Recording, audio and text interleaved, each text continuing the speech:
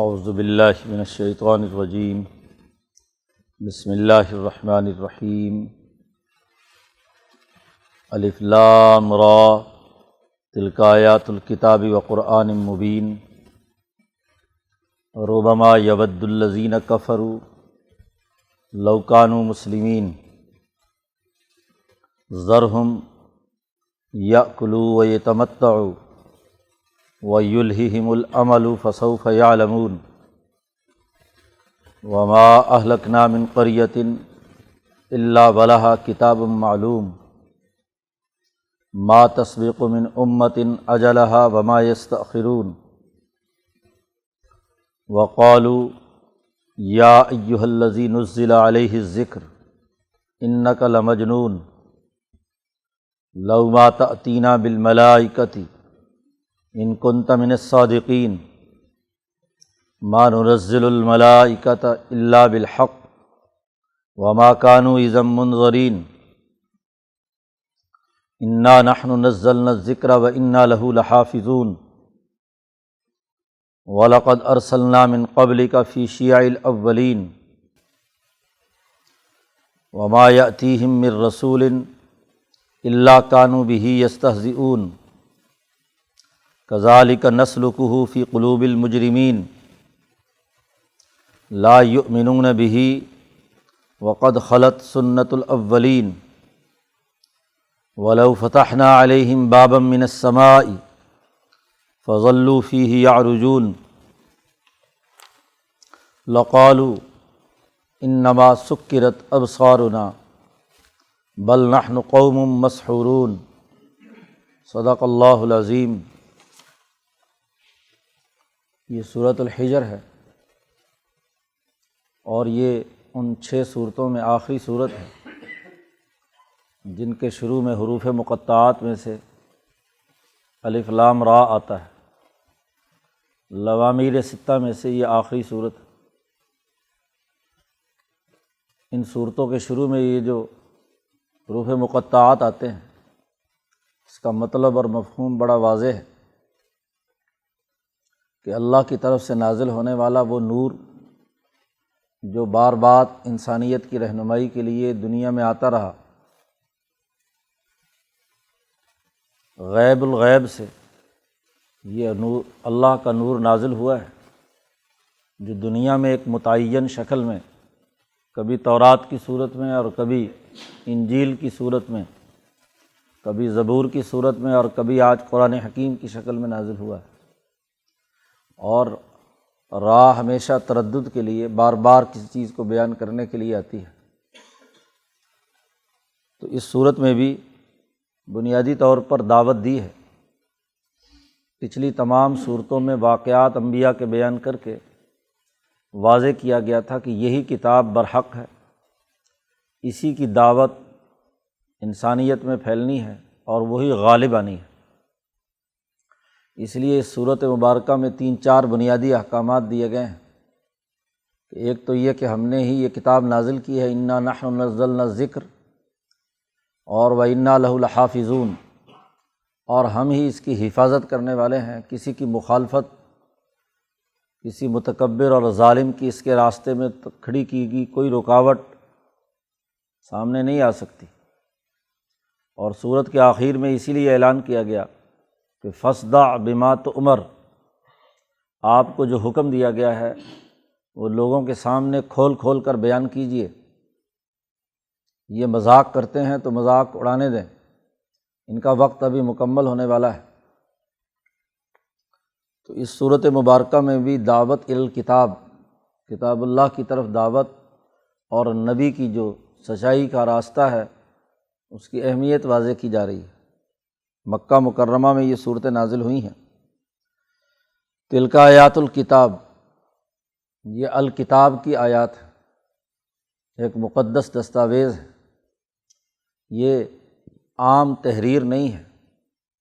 یہ انسانوں کے اوپر جو لازم اور فرض کی صورت میں اللہ نے متعین کی ہے وہ کتاب ہے۔ الکتاب عربی میں اس دستاویز کو کہتے ہیں جو شاہی فرمان کی صورت میں انسانیت پر لازم ہو جائے، معاہدے کے نتیجے میں تمام لوگوں پر اس معاہدے کی پابندی لازمی اور ناگزیر ہو جائے۔ تو یہ احکم الحاکمین شہنشاہ مطلق نے انسانیت کے نام نبی اکرم صلی اللہ علیہ وسلم پر یہ کتاب اتاری ہے، اور یہ الکتاب ہے، تحریری دستاویز ہے، فرائض و واجبات ہیں، احکامات ہیں۔ یہ عام لوگوں کی کوئی تحریر نہیں ہے، جس کو جی چاہا جھٹک دیا، جس کو جی چاہا قبول کر لیا۔ یہ نافذ العمل ہوئی ہے، قانون ہے، ضابطہ ہے۔ وقرآن مبین، اور واضح قرآن کی، ایسا قرآن جو کھول کھول کر باتیں بیان کرتا ہے، عقلی طور پر بھی باتوں کو سمجھاتا ہے، عملی طور پر بھی، مثالوں کے ذریعے سے بھی، ہر پہلو سے یہ کتاب انسانیت کے لیے دو ٹوک انداز میں قطعی طور پر اپنے احکامات بیان کرتی ہے۔ اب اگر یہ مکے والے آج نہیں بات مانتے اور یہ حیوانیت کی سطح پر ہے، اس سے اوپر نہیں اٹھنا چاہتے، کتاب مقدس کا مقصد تو یہ ہے کہ یہ بہیمیت اور حیوانیت کی دلدل سے نکلیں اور ملکیت کے اعلیٰ مقام تک پہنچیں، لیکن اگر یہ نہیں حاصل کرنا چاہتے تو ایک وقت آنے والا ہے کہ جب یہی لوگ حسرت کریں گے، یہ تمنا کریں گے کہ کاش کہ ہم مسلمان ہو چکے ہوتے۔ ربما یود الذین کفروا، کسی وقت ربما کافر لوگ یہ خواہش کریں گے، یہ چاہیں گے، آرزو اور تمنا کریں گے کہ لو کانوا مسلمین، کاش کہ ہم بھی مسلمان ہو جاتے۔ نبی اکرم صلی اللہ علیہ وسلم نے یہ آیت مبارکہ اس وقت پڑھی تھی کہ جب حشر کے میدان میں یہ بڑے بڑے ظالم اور کافر جہنم میں پھینک دیے جائیں گے اور مسلمانوں کو جنت کی طرف بھیجنے کا اعلان ہوگا، تو اس وقت بڑی حسرت اور ندامت سے کہیں گے کہ لو کانوا مسلمین، کاش کہ ہم بھی مسلمان ہوتے۔ لیکن یہ اسی واقعے کے ساتھ خاص نہیں ہے۔ صحیح اور تحقیقی بات جو شیخ الہند رحمۃ اللہ علیہ کے ترجمے سے اور محققین علماء سے سمجھ میں آتی ہے وہ یہ کہ ہر مرحلے پر نبی اکرم صلی اللہ علیہ وسلم جب مکہ میں یہ دین کی دعوت دی اور جیسے جیسے دین بڑھتا چلا گیا تو ہر ایسے مرحلے میں جب مسلمانوں کو فتح نصیب ہوئی تو کسی نہ کسی آدمی نے ضرور یہ کہا کہ لو کانوا مسلمین۔ بدر کا سب سے پہلا معرکہ تھا کہ جس میں دشمن کی طاقت ٹوٹی، ان کی سیاسی طاقت ختم ہوئی اور مسلمانوں کی سیاسی طاقت کی دھاک پورے حجاز پر اور عرب پر پیدا ہوئی۔ تو اب کچھ لوگوں نے کہا لو کانوا مسلمین، کاش کہ ہم مسلمان ہوتے۔ ایسے ہی غزوہ احد میں، غزوہ احزاب میں اور مکہ فتح ہوا تو پھر تو بہت سارے انہوں نے کہا کہ لو کانوا مسلمین۔ یہاں آیت میں عموم ہے، کسی بھی وقت دنیا کے ہر مرحلے میں جب بھی دین غالب آتا رہا تو یہ لوگ خواہش کرتے رہے کاش کہ ہم مسلمان ہوتے اور اس ذلت اور رسوائی میں مبتلا نہ ہوتے۔ تو قرآن کہتا ہے کہ کوئی وقت آنے والا ہے کہ جب یہی لوگ آرزو کریں گے کہ بڑی غلطی کی، کاش کہ ہم مسلمان ہو جاتے، اور آخری وہ ہیں جو حشر کے میدان میں حسرت کریں گے۔ اب اس وقت یہ بات نہیں مان رہے، اب اس وقت سرمایہ پرستی کا ان کے دماغوں پر غلبہ ہے، خواہشات اور کھانا پینا اور دنیا کی لذات میں یہ منہمک ہے۔ اس لیے حضور سے کہا جا رہا ہے ذرہم، ان کو چھوڑ دیجیے، یاکلوا، کھائیں پئیں، ویتمتعوا، اور لذتیں حاصل کریں، دنیا کی عیاشیاں کریں، کچھ دن کا یہ فائدہ ہے۔ ان کی ذہنی سطح ابھی اتنی بلند نہیں ہے کہ یہ اعلیٰ پیغام کو سمجھ سکیں۔ جی، یہ کھانے پینے کی لذتوں کو ہی اصل سمجھ رہے ہیں، تو ان کو نظر انداز کیجیے۔ کسی بے وقوف اور احمق اور ایسے آدمی کو جو حیوانیت کے درجے سے اوپر اٹھنا نہیں چاہتا، تو اس کو آپ لاکھ کوشش کریں اپنا پروگرام سمجھانے کی، وہ کبھی بھی نہیں سمجھ پائے گا۔ اس کے نزدیک جو بھی پروگرام ہے وہ کھانے کا ہوتا ہے یا پینے کا ہوتا ہے یا لذتوں کے حصول کا ہوتا ہے، بس۔ تو جانور جیسے ہے، اس کی آخری انتہا یہی ہے۔ تو یہ حیوانیت کی سطح پر اتر چکے ہیں، اس لیے آپ ان کو نظر انداز کریں، ذرہم، چھوڑ دو ان کو، یاکلوا ویتمتعوا ویلہہم الامل، اور یہ امیدوں میں منہمک رہیں۔ جب کسی سوسائٹی میں زوال آتا ہے، عقلی اور علمی سطح پست ہو جاتی ہے، تو ان میں یہ تین مرض پیدا ہوتے ہیں، بس کھا لیا پی لیا، ہاں جی، عام سطحی چیزیں، چاہے وہ کوئی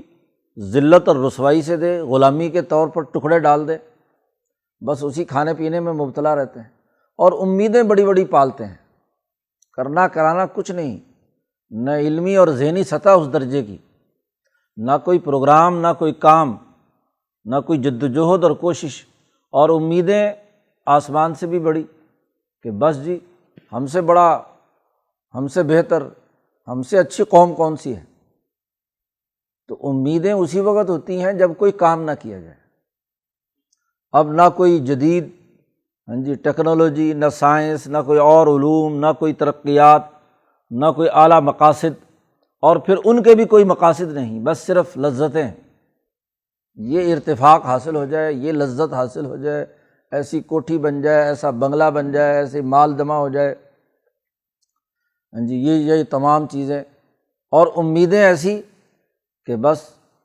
ساری دنیا کی حکمران گویا کہ یہی ہیں۔ تو قرآن کہتا ہے یلہہم الامل۔ اب مکے کے سردار جمع ہو کر ابو طالب سے کہتے ہیں کہ یہ تمہارا بیٹا ہماری حکومت کے خلاف ہے، بھتیجا تمہارا، اس کو روکو۔ تو حضور نے پوچھا کہ تم کتنی کی حکمرانی چاہتے ہو؟ یہ تمہاری حکمرانی جو چھوٹی سی حکومت مکے میں لیے پھر رہے ہو، یہ تو بہت ہی چھوٹی ہے، میں تو تمہیں پوری دنیا کا امام بنانا چاہتا ہوں، بین الاقوامی لیڈر اور رہنما بنانا چاہتا ہوں، لیکن اس کے لیے ضروری ہے کہ یہ لذتیں، یہ خواہشیں، یہ ذاتی مفاد پرستی، خود غرضی، یہ ختم کر کے کل انسانیت کی فلاح و بہبود کی سوچ اور ذہنیت پیدا کرو گے تو انسانیت کے لیڈر بنو گے۔ اگر ذاتی خواہشات اور کھانے پینے سے اوپر نہیں اٹھو گے، نہ کوئی پڑھو، نہ لکھو، نہ کوئی اعلیٰ عقل اور شعور حاصل کرو، تو پھر کیسے دنیا کے تم لیڈر اور رہنما بن سکو گے؟ تو اس لیے تین باتیں کہیں زوال پذیر معاشرے کی، یأکلوا ویتمتعوا ویلہہم الامل۔ امیدیں بڑی لمبی لمبی لگاتے ہیں، قرآن کہتا ہے ان کو چھوڑیے، یہ اس قابل نہیں ہے کہ ان کو اتنے اعلیٰ سطح کا پروگرام سمجھ میں آئے، اس لیے دعوت کے لیے لازمی اور ضروری ہے کہ جو مدعو ان تین امراض میں مبتلا ہو اس کو چھوڑ دو، ذرہم، خود اللہ نے حکم دے دیا کہ اس کو چھوڑو، نظر انداز کرو، اس پر وقت ضائع کرنا فضول اور لغو ہے۔ فسوف یعلمون، ان قریب ان کو خود پتہ چل جائے گا، تجربے سے ٹھوکریں لگیں گی۔ آج یہ کبھی ایک پارٹی کے نعرے لگاتے ہیں، کبھی دوسری کے، کبھی تیسری کے، چند دنوں میں ان کو پتہ چل جائے گا کہ کیا بھاؤ بکتی ہے، وہ تبدیلی کہاں گئی، جس کے لیے سارے کے سارے اچھل کود کر رہے تھے۔ تو ان کو چھوڑو اسی حالت میں، یہ امیدیں باندھتے ہیں، ایک جھنڈی دکھانے والا آتا ہے اس کے پیچھے چلے جاتے ہیں، دوسرا جھنڈی دکھانے والا آتا ہے اس کے پیچھے چل پڑتے ہیں۔ تو فسوف یعلمون، ان قریب ان کو پتہ چل جائے گا۔ باقی رہی یہ بات کہ کسی قوم کو ہم تباہ و برباد فوری طور پر نہیں کرتے، ایسی امیدوں میں لوگ مبتلا رہتے ہیں، 70 سال گزر جاتے ہیں، تباہی بربادی نہیں آتی وہاں کے حکمران طبقے پر، تو اس کی وجہ یہ ہے کہ وما اہلکنا من قریۃ الا ولہا کتاب معلوم، ہم کسی بستی کو اس وقت تک ہلاک نہیں کرتے، ہم نے ہر بستی کی مہلت کی ایک مدت مقرر کی ہے، کتاب معلوم میں ہم نے لکھا ہوا ہے کہ یہ اس کو اتنی مہلت دینی، اس کو اتنی مہلت دینی، شاید ٹھیک ہو جائے۔ تو ایک دم عذاب آ کر تباہ و برباد نہیں کرتے بستی کو، اس کے لیے کچھ وقت مقرر ہوتا ہے۔ تو آج مکے والوں کی تباہی اور بربادی کے لیے بھی ایک وقت مقرر ہے جی، اور وہ مکہ میں جب یہ صورت نازل ہوئی اس کے بعد کوئی زیادہ لمبا وقت نہیں تھا، بدر کے میدان میں اور اگلے 8-9 سال میں فتح مکہ کی صورت میں ان پوری بستی والے تمام لوگوں کو راستے سے ہٹا دیا اور اس بستی پر مسلمانوں کا قبضہ ہو گیا، جیسا کہ پچھلی صورت میں ابھی بیان کیا، وَلَنُسْكِنَنَّكُمُ الْأَرْضَ،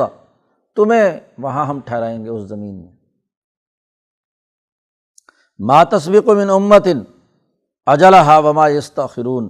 کسی قوم کی جو مقرر کردہ مدت ہے نہ تو اس میں اضافہ ہو سکتا ہے نہ کمی۔ کائنات ایک سسٹم کے تحت چل رہی ہے، اور اس سسٹم میں جو بنیادی امور طے کر دیے گئے ہیں اس کی خلاف ورزی نہیں ہوگی۔ کسی قوم کو کتنی مہلت دینی ہے اس کی غلط کاریوں پر، اور کسی قوم کے اندر علمی اور عملی صورتحال کیا رہے گی، ان کے رویے کیا ہوں گے، حق کے مقابلے میں ان کی سوچ کیا ہوگی، یہ آگے پیچھے ٹائمنگ نہیں ہو سکتی۔ جو شیڈول مرتب ہو چکا ہے اس شیڈول کے مطابق کام ہوگا، کسی کی خواہش یا کسی کی تمنا سے کچھ نہیں ہوگا۔ وقالو، مکے کے یہ ظالم کہتے ہیں، یا ایھا الذی نزل علیہ الذکر، اے وہ آدمی، حضرت محمد صلی اللہ علیہ وسلم کو بڑے توہین آمیز انداز میں بلاتے ہیں، کہتے ہیں یا ایھا الذی، اے وہ آدمی کہ نزل علیہ الذکر، جس پر قرآن نازل کیا گیا ہے، تمہارا دعویٰ ہے کہ مجھ پر قرآن نازل کیا گیا ہے، اے وہ آدمی انک لمجنون، تو مجنون لگتا ہے، انقلاب کے دعوے کرتا ہے، ہاں جی، یتیم غریب کا بیٹا، اور اب کہتا ہے جی انقلاب برپا کروں گا میں تمہارے خلاف، نہ کوئی مالی طاقت، نہ کوئی خزانہ تمہارے پاس، نہ کوئی غیبی امداد، نہ فرشتے تیرے ساتھ اترے۔ تو اگر نبی اللہ کی طرف سے بھیجا ہے تو تیرے ساتھ فرشتے ہونے چاہیے۔ لو ما تأتینا بالملائکۃ، ہمارے پاس فرشتے لے کر آ، ان کنت من الصادقین، اگر تو سچا ہے۔ نبی اکرم صلی اللہ علیہ وسلم سے کہتے ہیں یہ کہ اگر تمہاری سچائی ہے، تم بڑے روحانی آدمی ہو، اللہ میاں نے تم پر کتاب نازل کی ہے، اللہ کے تم پیغمبر ہو، تو تمہارے پاس فرشتے ہونے چاہیے۔ اور فرشتے کیا کریں گے؟ پیچھے تفصیل آ چکی کہ وہ ہمیں بہت ساری دولت لا کر دیں، جی، خزانہ دیں، جی، یا بہت بڑی جاگیر بنا کر دیں، جی، چونکہ سرمایہ پرستانہ ذہنیت میں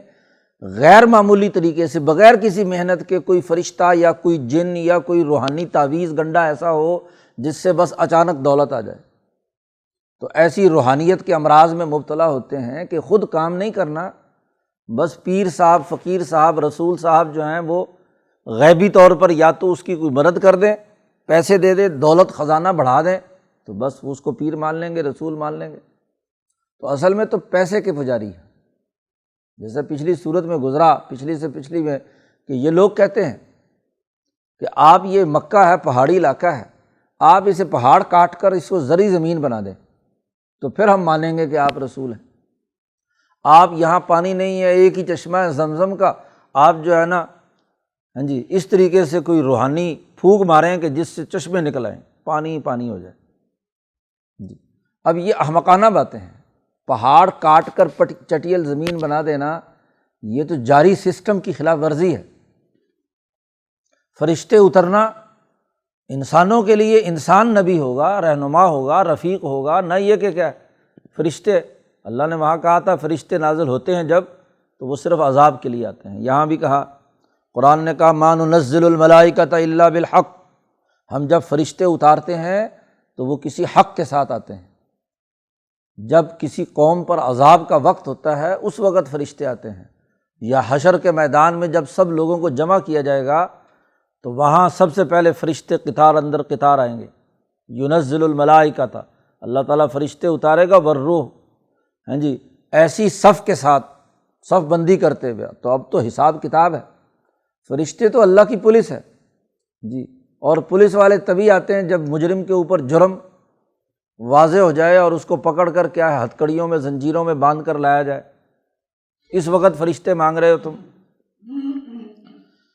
ما ننزل الملائکۃ الا بالحق، ہم فرشتے نہیں اتارتے مگر اس وقت جب کسی کے اوپر حق ثابت ہو جاتا ہے۔ وما كانوا اذا منظرین،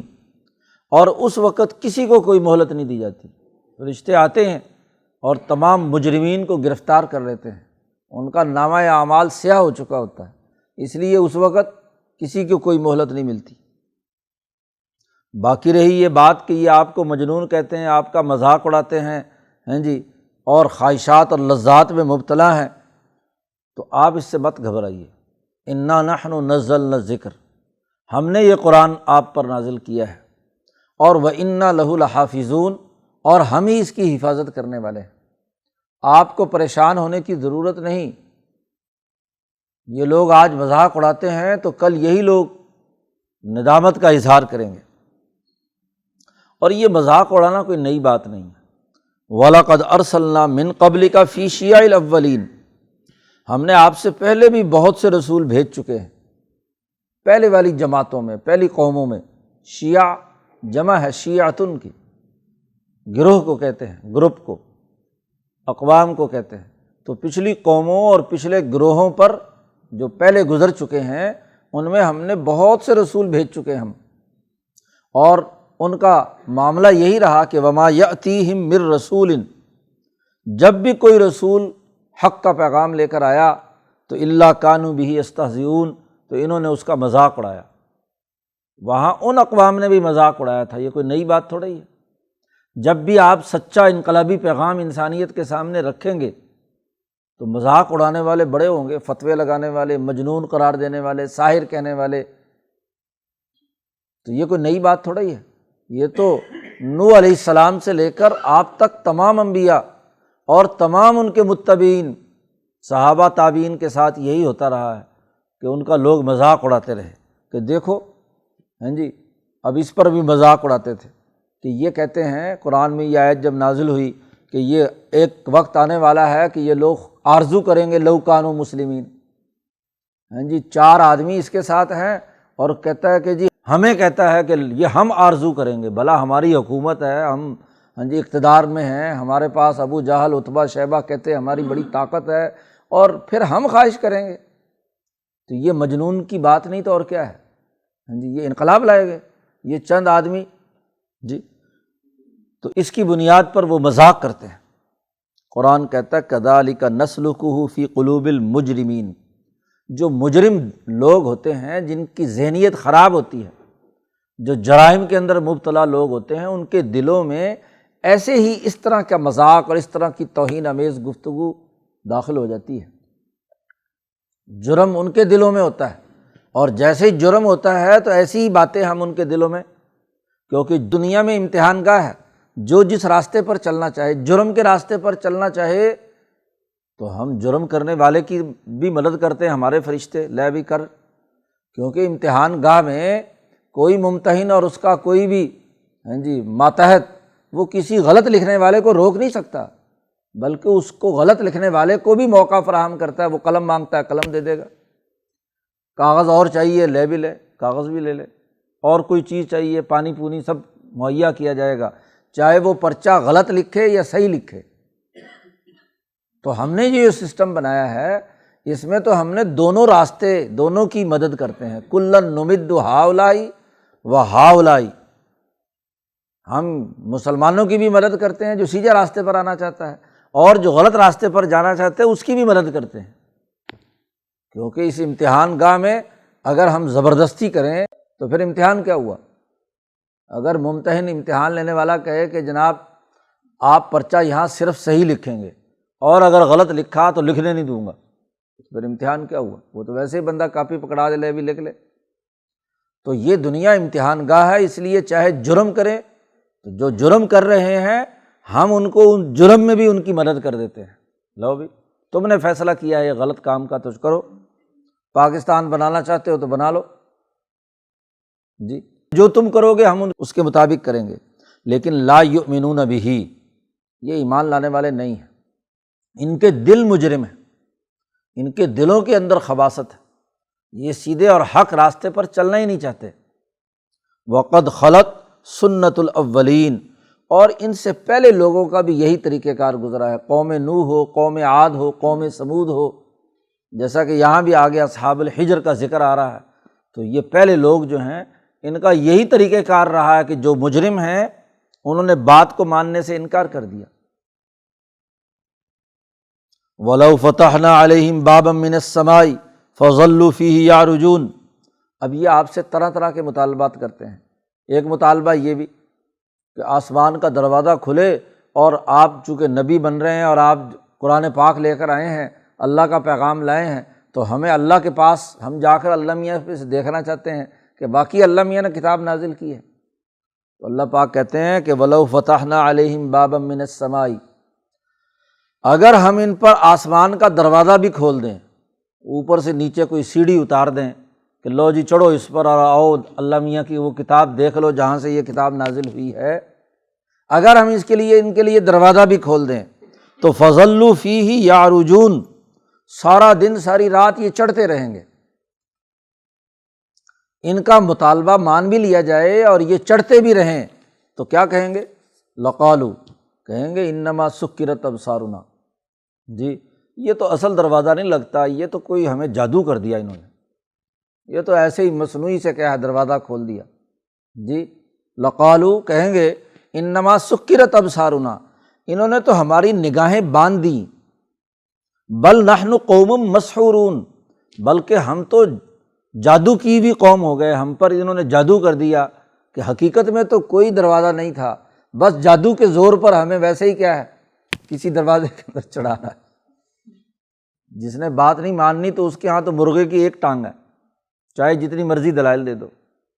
تو قرآن نے کہا کہ ان کی ذہنی سطح اتنی پست ہے، یہ کھانے پینے اور امیدیں باندھنے کے علاوہ اور کچھ نہیں ان میں، اگر ان کے سامنے ان کے مطالبے کے مطابق بھی دروازہ کھول کر کہا جائے کہ چلو اس دروازے سے چڑھ کر جا کر دیکھ آؤ، تو اس وقت بھی کہیں گے کہ اصل میں یہ کچھ بھی نہیں ہے، یہ تو ایسے جادو کر دیا ہم پہ، یہ تو چونکہ بڑا جادوگر ہے۔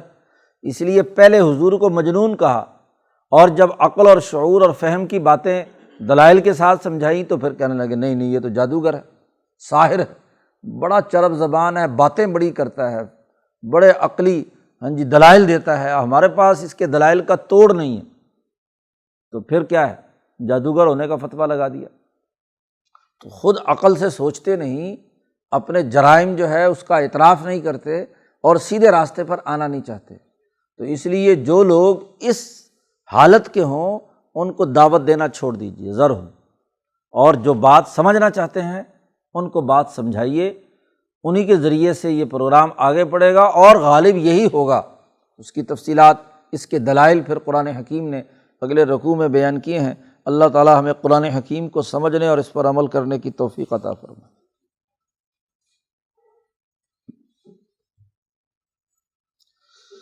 اللہم صل۔